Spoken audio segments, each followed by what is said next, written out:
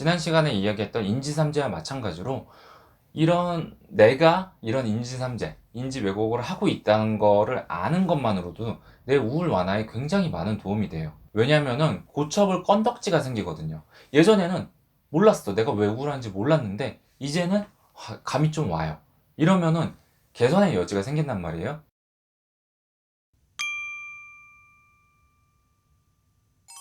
안녕하세요. 심리학 꿀팁 박기량입니다. 우리 지난 시간에 우울증 환자들의 잘못된 태도, 인지삼재에 대해서 알아봤었죠. 오늘은 우울증 환자들의 잘못된 10가지 생각, 인지 왜곡에 대해서 알아봅시다. 인지삼재랑 인지 왜곡이랑 뭐가 다르냐면 인지삼재는 잘못된 태도예요.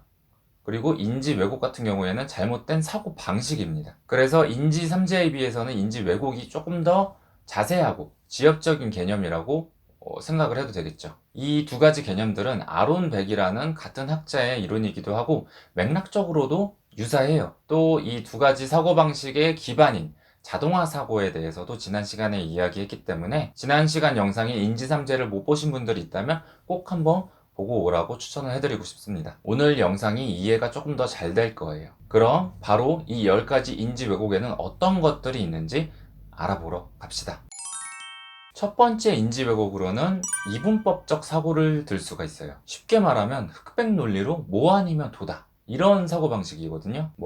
지나친 완벽주의 같은 것도 여기에 해당이 됩니다. 예를 들어서 친구가 나한테 서운했던 이야기를 했다고 가정을 한번 해봅시다. 근데 여러분 잘 생각해보면은 친구가 나한테 서운한 감정을 이야기했다는 거는 나를 포기하지 않았다는 거예요. 이 친구가 나랑 너 이제 안 봐 이런 게 아니라 오히려 나랑 관계 개선을 하려는 의도로 그런 말을 했을 확률이 더 높아요. 그런데 서운한 말 한마디 했다고 얘는 날 싫어해 이렇게 완전 이쪽으로 가버리는 거예요. 다른 확률 그러니까 얘가 나랑 좀 잘 지내고 싶어 하나 이런 확률을 전혀 고려하지 않고 뭐 아니면 도 이런 식으로 결론을 내리는 게 이분법적 사고입니다. 두 번째로는 정신적 여과를 들 수가 있어요. 여과하는 게 필터링 한다는 거죠. 그런데 뭘 필터링을 하느냐 하면은 긍정적인 여지로 해석할 수 있는 것들을 다 필터링을 해버려요. 예를 들어서 내가 학교나 회사에서 프레젠테이션을 하나 했다고 가정을 한번 해봅시다. 하나 빼고는 완벽한 발표였는데 되게 사소한 실수를 하나 했어요. 근데 이 발표에 영향을 별로 안 미쳐요.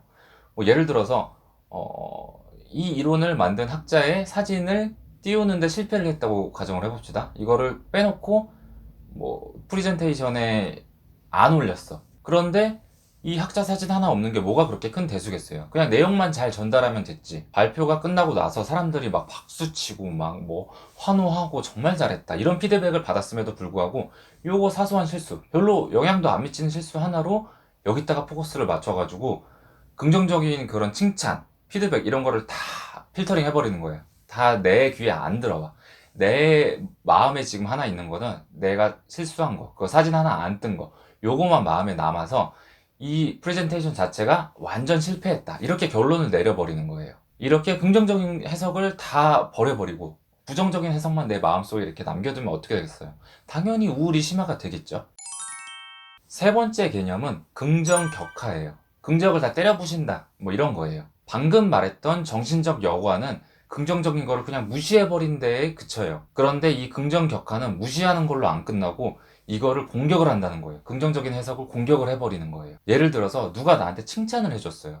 이 칭찬을 무시하고 해석을 안 하면은 이거는 그냥 정신적 여과에서 그치는 거예요. 근데 이 칭찬이 나를 비꼬는 거다.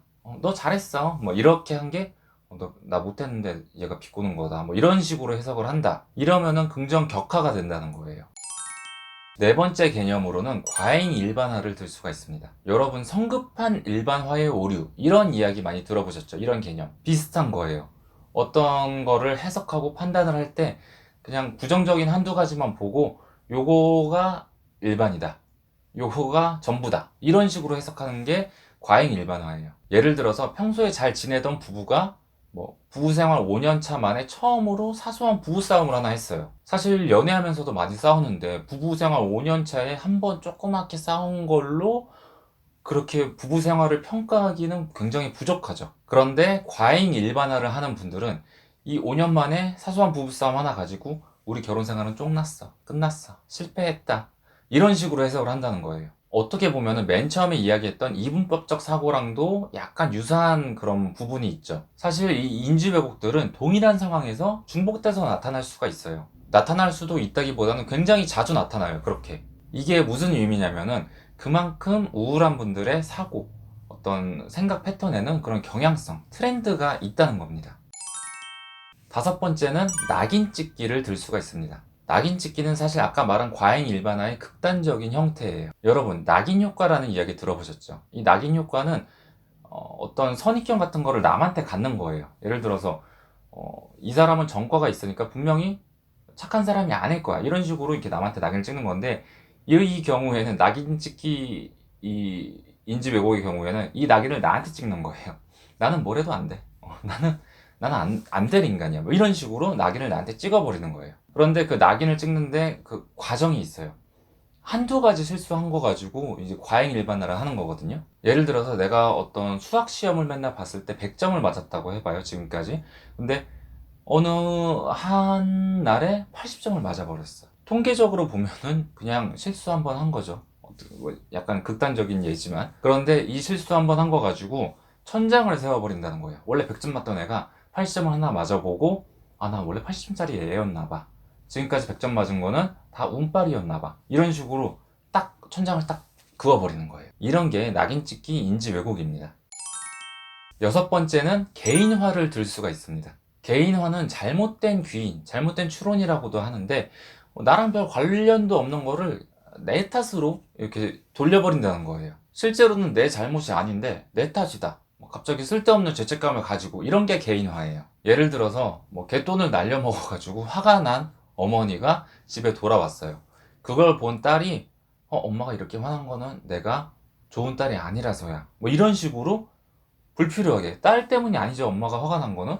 근데 불필요하게 막 자기가 옛날에 엄마한테 실수했던 거 이런 걸 끌어 들어가지고 죄책감을 가지고, 엄마가 화난 건 못난 딸인 내 탓이만, 이제 이런 식으로, 이런 거를 개인화 인지 왜곡이라고 합니다. 일곱 번째는 파국화를 들 수가 있습니다. 파국화는 뭔가 내가 무서워하는 한 부분을 지나치게 확대해서 추론을 하는 거예요. 예를 들어서 내가 요즘 같은 시국에 기침을 한 2번 했어요. 콜록콜록 이랬는데, 이걸 보고서 조금 예민하신 분들은 나 코로나 아니야? 이렇게 의심을 할 수도 있겠죠? 그런데 여기까지는 좋다 이거예요. 근데 여기에서 파생돼서 더 부정적인 생각을 해.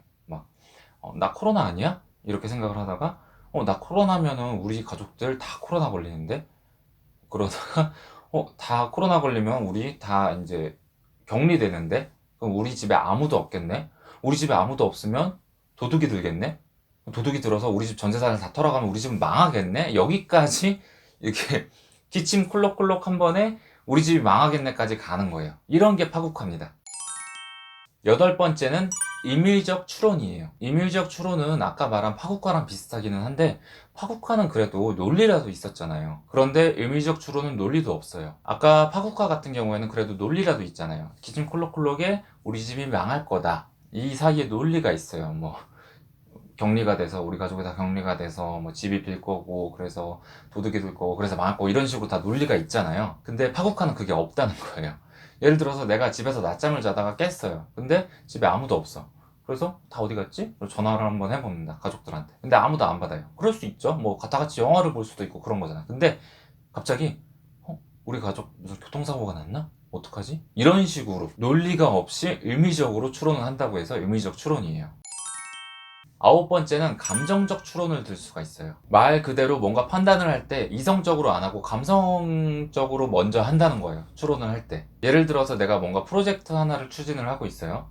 남들이 봤을 때 객관적으로 봤을 때도 굉장히 그냥 잘 이렇게 흘러가고 있어. 아마 잘 될 거야. 근데 내가 갑자기 뭔가 기분이 조금 안 좋아. 이유는 이 프로젝트 때문은 아니고 다른 이유 때문일 텐데 뭔가 기분이 안 좋아. 그러면은 이 프로젝트는 망할걸? 이렇게 되는 거예요. 왜냐면 이게 객관적으로 잘 되고 있음에도 불구하고 내 기분이 좋지 않기 때문에, 이 프로젝트가 뭔가 찜찜한데? 망할걸? 약간 이렇게 해석을 해버린다는 거예요. 마지막 10번째로는 과대평가와 과소평가를 들 수가 있어요. 사실 우울한 분들은 생각의 결론이, 추론의 결론이 부정적인 것으로 이미 결정돼 있어요. 그 결론에 과정을 끼워 맞추기 위해서 긍정적인 거는 과소평가를 하고 부정적인 거는 과대평가를 하는 그런 경향이 있습니다. 예를 들어서 내가 시험에서 100점을 맞았어요. 이 100점을 맞은 데에는 사실은 뭐 여러 가지 요소가 있겠지만 쉽게 설명하기 위해서 두 가지의 요소가 영향을 미쳤다고 가정을 해봅시다. 하나는 노력, 하나는 운이에요. 그래서 이 100점 맞은 결과에 대한 추론을 할 때 운에 대해서는 과대평가를 하고 내 노력에 대해서는 과소평가를 한다는 거예요. 그러면 어떻게 되겠어요? 나는 노력을 열심히 했음에도 불구하고 내 노력은 무시당하는 거죠. 이 긍정적인 요소는 무시당하는 거고 운이 뭐 부정적인 요소는 아니지만 나한테 결과적으로는 부정적인 거잖아요. 불안정한 요소이기 때문에 이런 부정적인 거는 과대평가하고 그렇게 되면은 결과적으로는 또 부정적인 감정에 휩싸이죠. 역시 노력해서 되는 게 아니야. 뭐 운에 맡겨야 돼. 뭐 이런 식으로 세상은 날 이렇게 어쩌다 한번 이렇게 도와준 거야. 뭐 이런 식으로 계속 부정적인 감정으로 빠져버린단 말이에요. 그런데 생각해보면 스스로 자신감을 깎아먹고 있죠. 어떻게 보면 이 자신감이 계속 깎이다 보면 자존감도 깎이거든요. 사실 이 인지 왜곡들이 다 그래요. 계속 하다 보면은 이 하면 할수록 자신감, 자존감 이런 걸 다 깎아먹습니다. 그래서 결론은 뭐다? 하지 말아라. 이런 겁니다. 자, 오늘 여러분 우울한 분들의, 우울증을 앓고 있는 분들의 10가지 인지 왜곡에 대해서 알아보셨어요. 지난 시간에 이야기했던 인지삼재와 마찬가지로 내가 이런 인지삼재, 인지 왜곡을 하고 있다는 거를 아는 것만으로도 내 우울 완화에 굉장히 많은 도움이 돼요. 왜냐면은 고쳐볼 건덕지가 생기거든요. 예전에는 몰랐어. 내가 왜 우울한지 몰랐는데 이제는 감이 좀 와요. 이러면은 개선의 여지가 생긴단 말이에요. 그래서 연구를 하기 시작합니다. 나 어떻게 하면 이 생각을, 내 잘못된 인지 왜곡을, 내 잘못된 인지 삼재를 어떻게 하면 개선을 해볼까? 이런 식으로 어떻게 좀 긍정적인 방향으로 흘러가려고 노력을 하기 때문에 이 인지 왜곡, 인지 삼재를 아는 것만으로도 많은 도움이 됩니다. 여러분들이 우울하지 않더라도 혹시 여러분 주위에 소중한 분들이 뭐 우울증을 앓고 있다거나 뭐 우울한 사고에 빠져 있다거나 이렇다면은 이 인지 왜곡, 인지 삼재에 대해서 조금 알려주고 혹시나 이런 생각을 하고 있지는 않니? 이런 태도를 갖고 있지는 않니? 이런 식으로 좀 알게 해주세요. 아까 말씀드린 것처럼 알게 해주는 것만으로도 많은 도움이 될 겁니다. 그럼 이렇게 우울한 분들의 특징 2부작은 여기서 마무리하도록 하고 저는 또 다음 주에 새로운 주제로 찾아뵐게요. 그럼 다음 시간까지 안녕히 계세요.